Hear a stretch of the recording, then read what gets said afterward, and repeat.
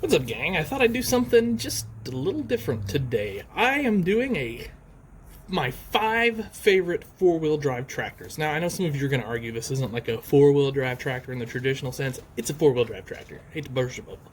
I get asked a lot what my favorite tractors are and stuff, and I thought it'd be kind of cool to sit down, think this out, and then do a video on what exactly are my favorite tractors. So I'm going to do stock four-wheel drives today.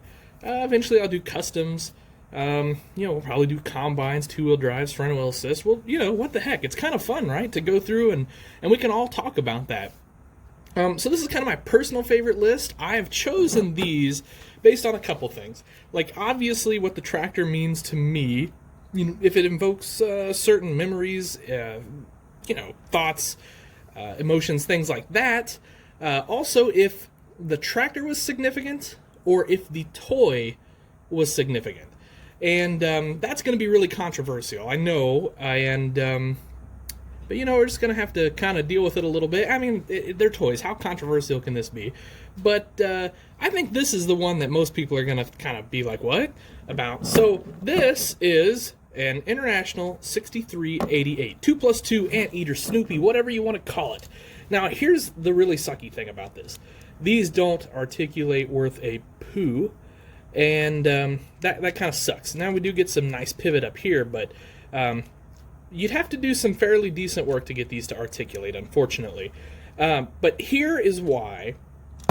One of the reasons this is on the list. One, I just think these tractors are cool as heck. They're one of my all-time favorite tractors.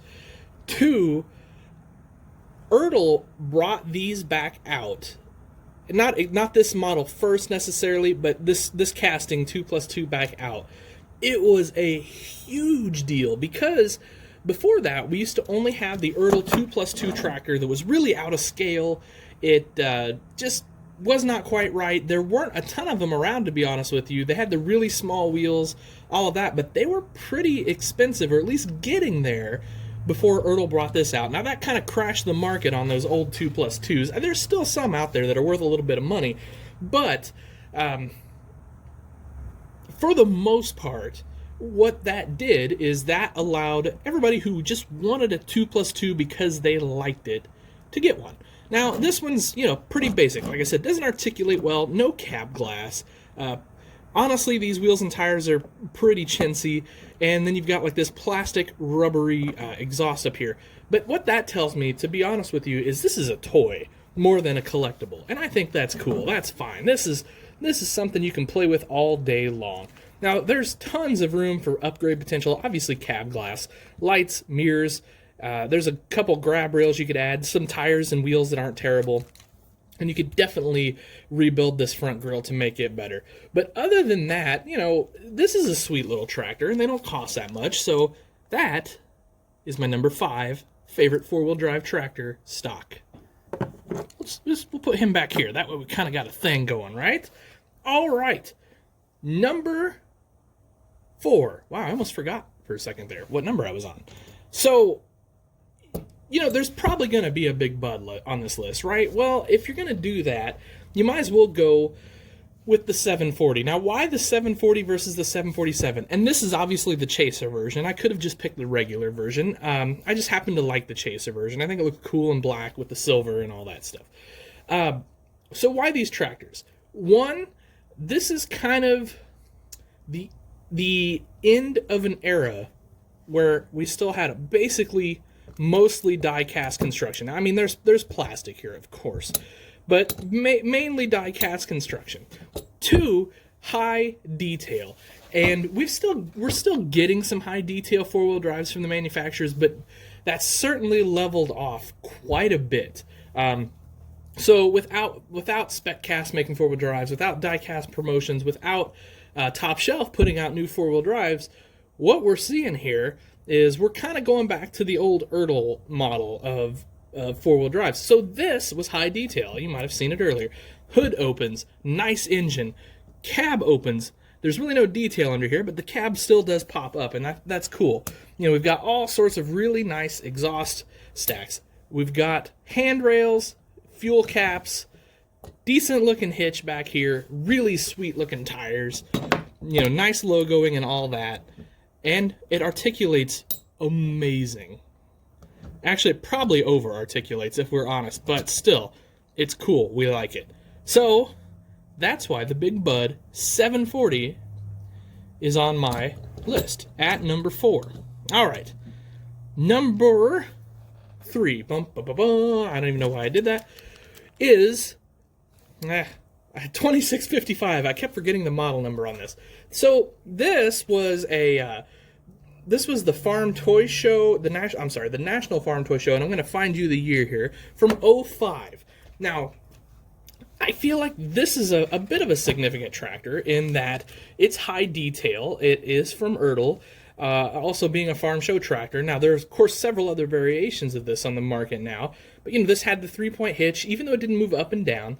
It had the gas cap, nice detail and all that stuff, plus these wheels and tires. You're not getting those on too many other tractors, and you got cab glass. And it articulates really well. Plus, it represents Agco, which, I think if we're honest, is a bit underrepresented in the farm toy world, especially from Ertl. I know SpecCast is trying to fill in a little bit. Ertl obviously does some of these vintage four-wheel drives occasionally, but, in general, I think until really recently, Oliver and Agco were a bit underrepresented. And back when this was getting made, we didn't have any of the SpecCast high detail Olivers or anything like that. So this created quite a buzz. It was something collectors really wanted and were really excited to see. So that's my number 3. Number 2. The Rite Earthquake 750. So now this was obviously a short line manufacturer, and I hesitated. I wondered if this maybe would fall more into custom, but then I thought, well, we've put this in here. I considered a top shelf 4-wheel drive. I think it's safe to say this is a manufactured tractor. So, not being a custom. This thing, along with the 747 Big Bud, which these were kind of around the same era, kind of came out at the same time, this thing is the epitome of high detail farm toys. This may even be the pinnacle of a big manufacturer or, manufacturer high detail farm toys. So again, we've got a hood that pops open. Under there, you can see this beautifully detailed engine under there. You've got your turbos, you've got all sorts of filter detail. There's a fan up there, everything.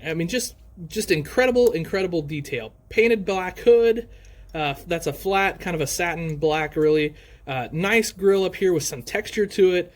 Great decals and logos, lights everywhere, mirrors everywhere. There is nice cab detail. Of course there's cab glass.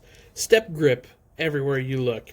Really awesome wheels and tires. Some of the best wheels and tires to ever be on a stock farm toy. And then back here you've got this just amazing hydraulic detail.